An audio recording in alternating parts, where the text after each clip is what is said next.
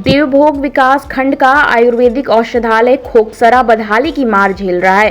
ग्रामीणों का आरोप है कि यहां पदस्थ फार्मासिस्ट जयंत कुमार दीवान महीने में केवल एक दिन आते हैं और उस दिन भी अपनी ड्यूटी निभाने की बजाय औषधालय परिसर में शराब के नशे में पड़े रहते हैं।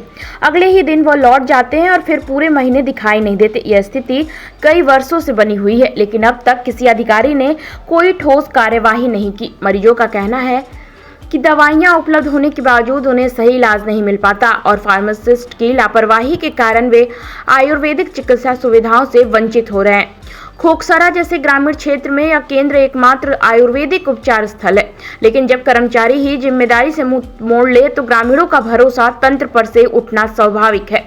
पूछे जाने पर फार्मासिस्ट ने स्वास्थ्य खराब होने का हवाला देकर सफाई दी, मगर यह सवाल है न तो विभागीय अधिकारी ध्यान दे रहे हैं और न ही कोई वैकल्पिक व्यवस्था की गई है। ऐसे में यह बड़ा सवाल खड़ा होता है कि क्या ग्रामीण स्वास्थ्य सुविधाएं सिर्फ कागजों तक ही सीमित रह गई हैं? संबंधित विभाग को तुरंत कार्यवाही कर लोगों को न्यूनतम स्वास्थ्य सेवा सुनिश्चित करनी चाहिए। कौन कर्मचारी रहते हैं? जयंत कुमार दीवाना पीटीएस।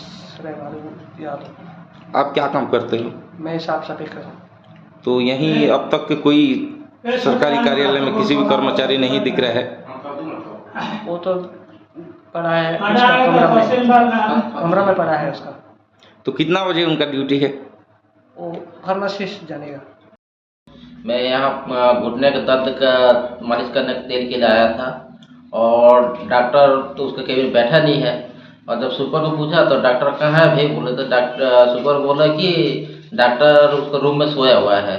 मैं बोला 11 बज गया अभी तक केबिन में क्यों नहीं बैठा? तो जाकर जब देखता हूँ तो डॉक्टर अपना नशे में हालत में सोया था। और क्या क्या चीज़ देखी उनके रूम में? और उसके रूम में देखा डिस्पोजल है, पानी का बोतल है और इंग्लिश दारू क्या इंग्लिश लिखा है, ठीक से पढ़ा नहीं मैं, बाकी देखा। और फिर मैं आओ जी केबिन में मेडिसिन देना बोल के निकल कर आ गया। तो आपको दवाई मिला? नहीं, दवाई जब डॉक्टर आएगा तो तभी मिलेगा।